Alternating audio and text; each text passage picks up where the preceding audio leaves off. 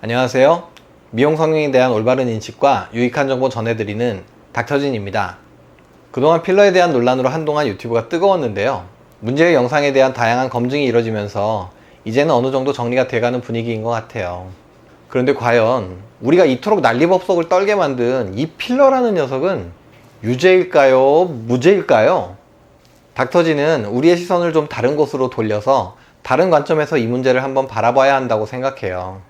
닥터진이 처음 미용 성형을 시작할 때만 해도 필러는 일시시에 100만원 정도 하는 아주 비싼 시술이었어요. 그리고 그 당시에 모든 필러는 다 수입품이었어요. 그래서 필러를 시술하는 부위도 이마주름이나 미간주름, 팔자에 생긴 칼주름 등의 주름 필러 시술 정도에만 사용할 수밖에 없을 정도로 가격이 비쌌죠. 그 당시에는 필러의 부작용에 대해서 사람들이 지금처럼 많은 걱정을 하진 않았어요. 실제로 무슨 부작용이 나타날 만큼 많은 용량을 시술하기도 힘들 정도로 필러 비용이 비쌌거든요. 아, 맞다.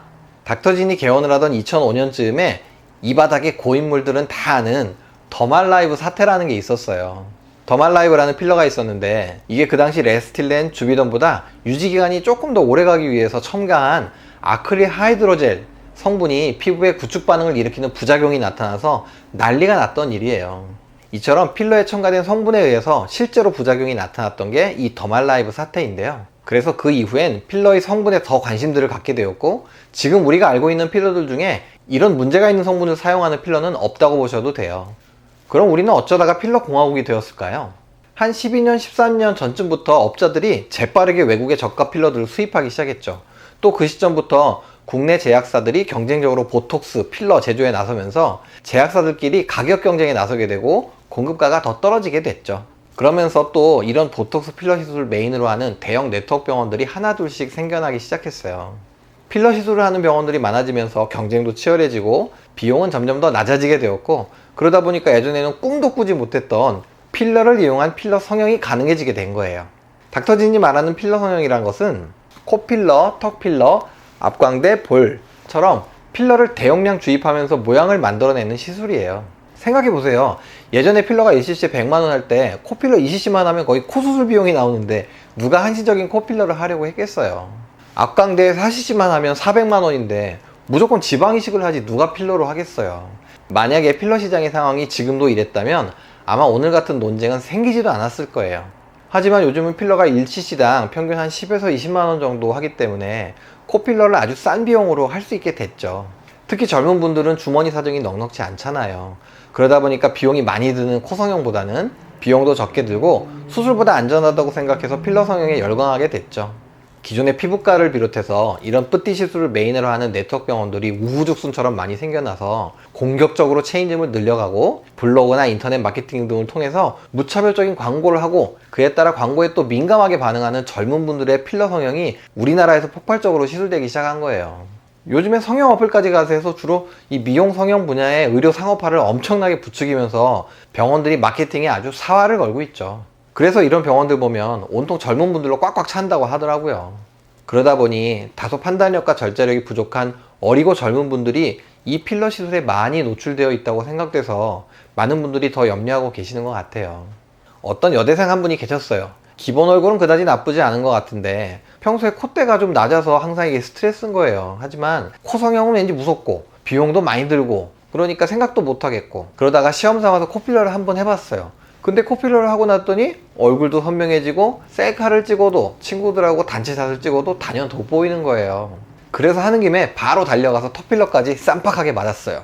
그랬더니 이제는 어디 가도 단연 눈에 띄는 외모가 된 거예요. 그러던 중에 하루는 성형 어플을 보다 보니까 코필러 이벤트를 하는 거예요. 지금 필러 맞은 지 얼마 되진 않았지만 가만히 거울을 살펴보니까 시술받은 직후보다 아주 쬐끔 낮아지고 좀 덜 예뻐 보여요. 볼도 좀 꺼진 것 같고 앞광대도 너무 납작해요. 이건 용서가 안 돼. 게다가 필러 이벤트 기간인데 이 기회를 놓칠 순 없어 하고 눈썹이 휘날리게 달려갔어요.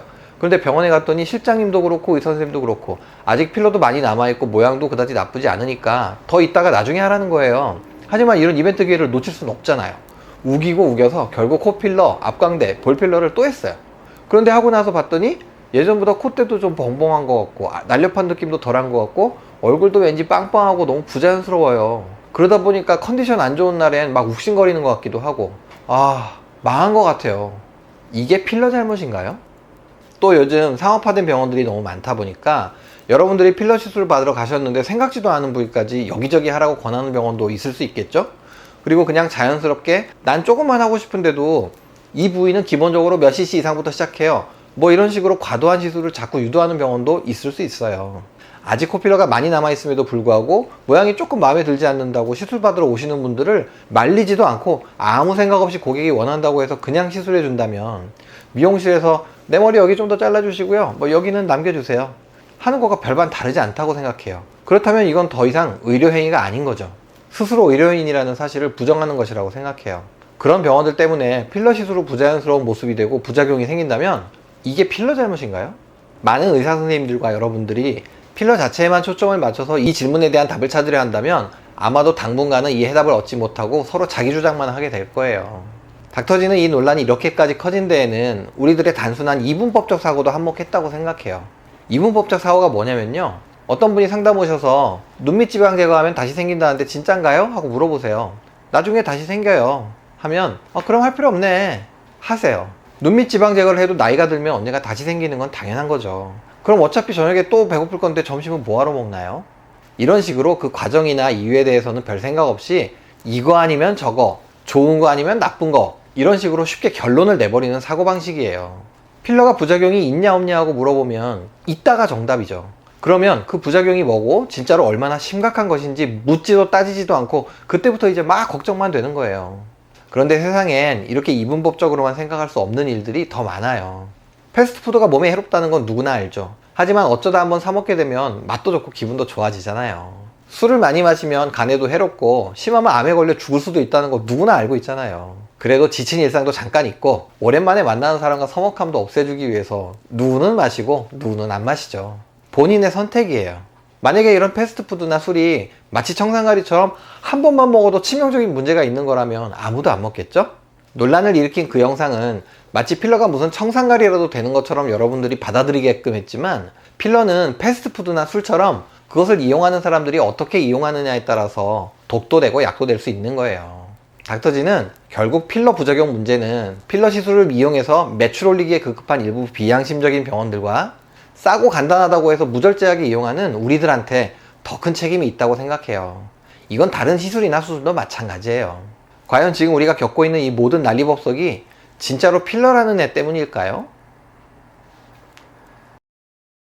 저는 다음 영상에서 다시 찾아뵐게요. 그럼 안녕.